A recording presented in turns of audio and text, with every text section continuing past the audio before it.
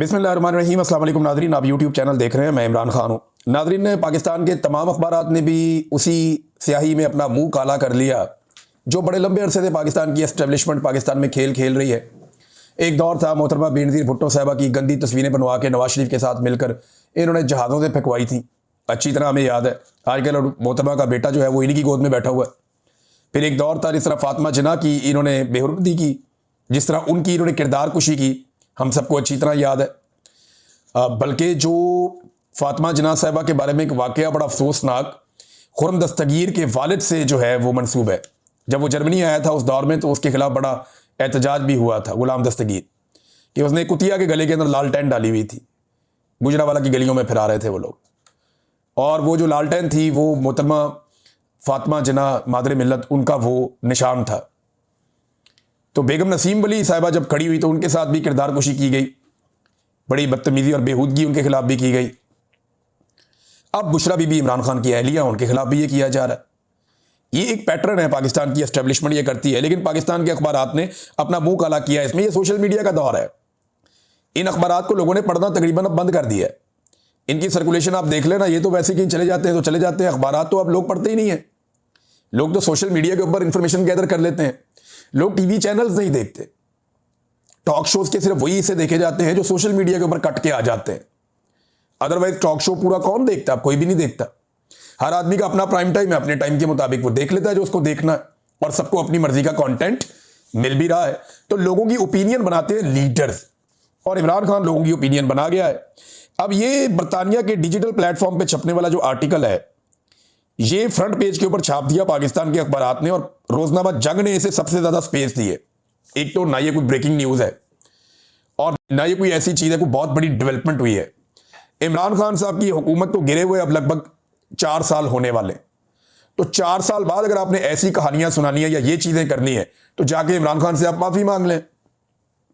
आज भी उसकी निजी जिंदगी, आज भी उसकी अहलिया, आज भी उसका खानदान, उसी को निशाना बना के आप राजी हैं। पाकिस्तान इस तरह आगे बढ़ ही नहीं सकता। इस घटिया और गंदी सोच ने पाकिस्तान को आज तक आगे बढ़ने नहीं दिया, और पाकिस्तान के मीडिया ने इसके अंदर एक सहूलतकार का रोल प्ले किया है। जंग जैसा अखबार जो बड़े दावे और वादे करते थे कि जनाब हमारी सहाफत बड़ी साफ और शफाफ है, आज उनकी सहाफत जो है वो एक गटर की तरह उबल रही है। मैं देख रहा हूं किस किस्म का फ्रंट पेज उन्होंने छापा है, कितनी स्पेस दे दी है। ये अकेली खबर तो नहीं है बैनुल अक़वामी सतह के ऊपर जो आई हुई है। ये देखें ना, एक और, ये 3 खबरें और हैं जो बैनुल अक़वामी अखबारात में आई जो इससे बड़ी खबरें हैं। ये तो एक डिजिटल प्लेटफॉर्म है जिसके ऊपर खबर आई। मेरी अभी जुल्फी बुखारी साहब से बात हुई, वो अपनी जो उनकी लीगल टीम्स हैं वो इसके ऊपर बैठी मुशावरत कर रही हैं। वो लोग देख रहे हैं कि इस पे क्या करना है। 1 साल पहले इन्होंने ये आर्टिकल तैयार किया था। अभी 27वीं तरमीम से ऐसा लगता है कि तवज्जो हटाने के लिए ये आर्टिकल फटाफट छपवा दिया गया, और जो खातून है वो मशकूक निकल आई जिन्होंने ये आर्टिकल उसके अंदर जिनकी तरफ से छपा, बुशरा तस्कीन साहिबा, वो पता चला उनके PMLN से बड़े शानदार ताल्लुकात हैं, या उनकी सारी हमदर्दियां जो हैं वो PMLN के साथ, और वो उन्हें बहुत पसंद करती हैं। सबूत पता नहीं है या नहीं है, लेकिन अभी देखिए कहानियां तो इस तरह की बहुत सारी। मरियम नवाज साहबा के हाथ में गिलास होता है, वो लोग कहते हैं ये क्यों होता है स्टील का। जरदारी साहब के बारे में सब कहते हैं जी रोजाना उनके बकरे ज़िबा होते हैं। भाई सबका अपना अपना मामला, क्या इसके ऊपर सब ने इसी तरह आर्टिकल लिखने और बैनुल अक़वामी मीडिया ने यही काम करना है? भाई इमरान खान के खिलाफ आपका बुग़्ज़ इस लेवल तक चला गया कि आप पैसा, इज्जत, सब कुछ दाव लगाने पर तैयार हैं सिर्फ इमरान खान को नीचा दिखाने के लिए। अब ये 3 बड़ी बड़ी खबरें हैं, ये भी चंद दिन के अंदर आई हैं। इनमें तो कोई पाकिस्तान के मीडिया ने, अखबारात ने फ्रंट पेज के ऊपर नहीं छापी, 1-1 घंटे के बुलेटिन उनके ऊपर नहीं किए, ट्रांसमिशंस इनके ऊपर नहीं की गई। एक खबर जो है, ये जो लीक्स आई हैं अभी जैफरी की, ये तो एक तो पूरी दुनिया हिल गई है ना उनसे। बहुत सारे लोगों के बारे में बहुत सारी चीजें आई हैं, लेकिन इमरान खान के बारे में क्या आया कि सेहूनियत इमरान खान को पसंद नहीं करती। अब सारी जिंदगी इमरान खान पे इल्जामात क्या लगाया जी, यहूदी एजेंट है, सेहूनियों का एजेंट है, ये कहते थे इनको जी, इसराइली एजेंट है, ये भी कहते थे इमरान खान को। तो जनाब अब वो अंदर से पता चल रहा है, जो ईमेल्स लीक हुई उनके अंदर से, कि जनाब इमरान खान तो बहुत पक्का मुसलमान है। इमरान खान तो बड़ा मजबूत आदमी है, झुकने वाला आदमी नहीं है, बल्कि खतरनाक आदमी है। जैसे ये वो शी जिनपिंग को समझते हैं अपने लिए खतरा, या पुतिन को समझते हैं, या खमैनी को समझते हैं, या उर्दगान को। तो फिर अब आपको समझ जाना चाहिए ना कि इमरान खान के रजीम चेंज ऑपरेशन के पीछे जो बुनियादी सोच है वो क्या है। वो तो बाजुआ का एक्सटेंशन वाला मामला था, और ये सारी चीजें जुड़ गई आपस में, तो रल मिलकर इन्होंने इमरान खान को रास्ते से हटा दिया। इसके ऊपर किसी ने कोई आर्टिकल नहीं छापा, इसके ऊपर किसी ने कोई ट्रांसमिशन नहीं की, इसके ऊपर किसी ने कोई बुलेटिन पूरा नहीं खींचा, इसके ऊपर फ्रंट पेज के ऊपर बड़ी बड़ी स्टोरीज नहीं छपी। हालांकि बहुत बड़ी स्टोरी है, बड़े लंबे अरसे से इमरान खान साहब के ऊपर बड़े बड़े एलिगेशंस लग रहे थे, इतनी जबरदस्त किस्म की चीज आई है, दुनिया भर के इंटरनेशनल मीडिया पे आ रही है, पाकिस्तान का मीडिया चुप है क्योंकि एस्टेब्लिशमेंट को पसंद नहीं। दो आसिम मुनीर साहब के ताहयात इस्तिस्ना पे आलमी मीडिया बहुत कुछ कह रहा है, इस पे किसी ने कोई बात ही नहीं की। न्यूयॉर्क टाइम ने इस पेपर क्या कहा, दीगर जो बड़े बड़े अखबार आते हैं वो इसके ऊपर क्या कह रहे हैं, आर्मी जरीदे इसके ऊपर क्या कह रहे हैं कि किस तरह जो पावर का सारा बैलेंस है वो बिगड़ गया। और ये ताहयात इस्तिस्ना के बाद पाकिस्तान में मिस्र जैसे हालात पैदा हो जाएंगे, जमूत तारी हो जाएगा, ये भी लिखा गया बैनुल अक़वामी अखबारात में, इसको तो कहीं हिस्सा नहीं दिया गया, इस पर तो बात करने की किसी की जरूरत ही नहीं है। और अब ये बीबीसी का एक, इसके अंदर मैं चंद जुमले आपको बता देता हूं, जो उनका आर्टिकल है कि ताकत का तवाज़ुन हमेशा एस्टेब्लिशमेंट के पलड़े में रहा, पाकिस्तान में यही होता रहा, लेकिन अब फौज के सरबराह मजीद ताकतवर हो गए। माइकल कोगलमैन कहते हैं कि मेरे नज़दीक ये तरमीम इस बात का ताज़ा तरीन बल्कि शायद सबसे मजबूत इशारा है कि पाकिस्तान में अब हाइब्रिड निज़ाम नहीं है, यानी दोगला निज़ाम नहीं है, बल्कि माबाद हाइब्रिड निज़ाम के मरहले में पाकिस्तान दाखिल हो चुका है, यानी हाइब्रिड प्रो मैक्स हो गया, इससे भी अगले लेवल पे पाकिस्तान चला गया। हम एक ऐसी सूरत देख रहे हैं जहां सिविल और फौज के दरमियान ताकत का फर्क अपनी हद से ज्यादा बढ़ चुका है, बल्कि सारी हदें ही क्रॉस कर गया। अब तो ये बीबीसी के ऊपर चला, ये पाकिस्तान का मीडिया कहीं नहीं सुनाएगा, कहीं नहीं छापेगा, कहीं नहीं बताएगा, हम आपको बताएंगे ना, मैं बताऊंगा। बाकी जो आवाजें हैं, जो आवाज अभी भी उठा रहे हैं, वो कम से कम पिसी हुई आवाजों का, या जिन लोगों को कुचला जा रहा है उनके बारे में बात कर रहे हैं, तो आपके सामने हम रख देंगे और सोशल मीडिया आपके सामने रखेगा, क्योंकि ये एक ऐसी ताकत है जिसने एस्टेब्लिशमेंट के रास्ते को रोका है और उनके लिए मुश्किलात पैदा की हैं। एक और खबर भी आई है कि पाकिस्तान ने बेशुमार पैसा खर्च किया, वो फिगर्स भी आए हैं साथ, अमेरिका में लॉबिंग करने के लिए, उनको मनाने के लिए, उनको राजी रखने के लिए, और वो खबर भी ये बताती है कोई फायदा नहीं हुआ, यानी इतना पैसा खर्च कर रहे हैं उसका फायदा कोई नहीं हुआ, सवाए चंद बयानात के आपको कुछ नहीं मिला। कोई ट्रंप ने ट्वीट कर दिया, कोई बयान दे दिया, इसके अलावा कुछ नहीं। मेरी बात याद रखिएगा, भारत का और अमेरिका का एक दिफाई मुआहदा हुआ है और ये चलते रहते हैं, दिफाई मुआहदे तो पुराने उनके होते चले आ रहे हैं, ये क्वाड का हिस्सा भी हैं 4 मुल्क, ऑस्ट्रेलिया, अमेरिका, जापान और इंडिया। तो दिफाई नुक्ता नजर से भारत के अमेरिका के साथ मल्टीपल रिलेशंस हैं। अब ये जो एक तिजारती मुआहदा होने जा रहा है ना भारत का अमेरिका के साथ, उसके बाद आप सूरत हाल के अंदर तब्दीली मुझे लगता है कि आप बहुत तेजी से देखेंगे। अमेरिकी सदर डोनाल्ड ट्रंप ने अपने इन्फ्लुएंस को बड़ी कामयाबी के साथ इस्तेमाल किया है। किन चीज़ों पे देखें, एक तो जो भारतीय हैं वो बहुत बड़े पैमाने पर मगरबी ममालिक में रहते हैं, तो वो एक इन्फ्लुएंस तो ये है उनका। दूसरा, उनकी तिजारत बहुत बड़े पैमाने पर मगरबी ममालिक के साथ मुंसलिक है, फ़ायदा नुकसान वहाँ पे है, तो दूसरा ये है। तीसरा जो है वो पाकिस्तान से टकराव में जो भारत को जिल्लत महसूस हुई है, ये भी एक बड़ा प्रेशर भारत के ऊपर है। और रूस से जो तिजारत का एक खुमार भारत को चढ़ा था, अमेरिका ने वो भी उतारा, इसी सारे मामले का फायदा उठाते हुए। पाकिस्तान को उठाओ, भारत को प्रॉब्लम होती है। और चीन से भारत हमेशा एक खतरा महसूस करता है और वहां वो अमेरिका को अपनी एक सपोर्ट के तौर पे देखते हैं। अब अगर आप इन सारी चीजों को इकट्ठा करें तो डोनाल्ड ट्रंप ने प्रेशर बढ़ा के कम से कम भारत को मजबूर किया कि वो रशिया के साथ अपनी तजारत का हुजम कम करे। खत्म तो नहीं हो जाता बिल्कुल, लेकिन बहुत हद तक कम किया उन्होंने। तो ये अमेरिका की एक कामयाबी है। अगर अमेरिका भारत के साथ एक कामयाब ट्रेड डील कर लेता है, देखिए भारत की आबादी आप याद रखिएगा दूसरा दुनिया का सबसे बड़ी आबादी वाला मुल्क है चाइना के बाद, और फर्क कोई बहुत ज्यादा नहीं है, 1.25 अरब से बड़ी आबादी है भारत की, बहुत बड़ी, पाकिस्तान से 5-6 गुना बड़ा मुल्क है। तो इतनी बड़ी आबादी का मुल्क भारत, उसकी मार्केट को अमेरिका चाइना के और रशिया के रेबो करम पे नहीं छोड़ सकता। अमेरिका से भी कई गुना आबादी है भारत की, तो अमेरिका यही चाहेगा कि इतनी बड़ी मार्केट को अमेरिकन ताजर या अमेरिकन कंपनियां कंट्रोल करें, ना कि चाइना और रशिया वगैरह करें आकर। लिहाजा उन्होंने एक दबाव डाला, और जब ये ट्रेड एग्रीमेंट मुकम्मल हो जाएगा, जिस पे भी काम चल रहा है, तो फिर आप अमेरिकी रवैये को उस वक्त जज कीजिएगा, आपको बहुत सारी चीजें डिफरेंट दिखाई देंगी।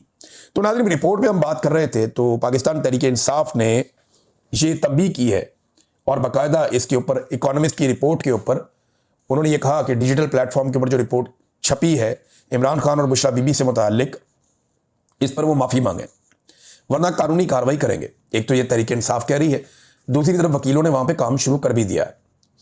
पिछले साल की रिपोर्ट थी, याद रखिएगा, अब छापी गई है, याद रखिएगा, सिर्फ तवज्जो हटाने के लिए। लेकिन तवज्जो हटनी नहीं चाहिए, तवज्जो रहनी चाहिए असल मसले की तरफ।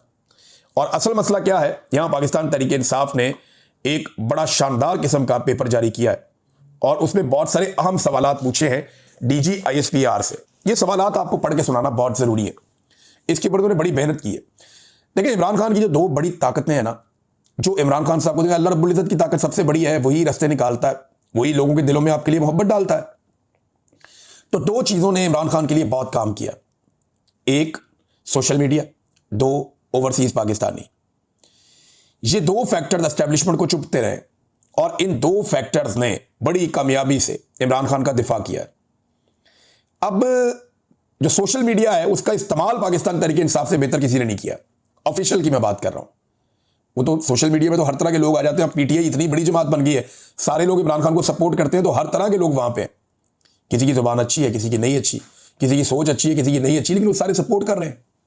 लेकिन यहां जो पाकिस्तान तहरीक इंसाफ का ऑफिशियल सोशल मीडिया है, उसने बड़ी जिम्मेदारी का हमेशा सबूत दिया। उन्होंने सवाल जो उठाए वो बड़े चुपते हुए सवाल है, ये मीडिया को उठाने चाहिए थे, लेकिन पाकिस्तान तहरीक इंसाफ का सोशल मीडिया उठा रहा है। सवाल सुने आप।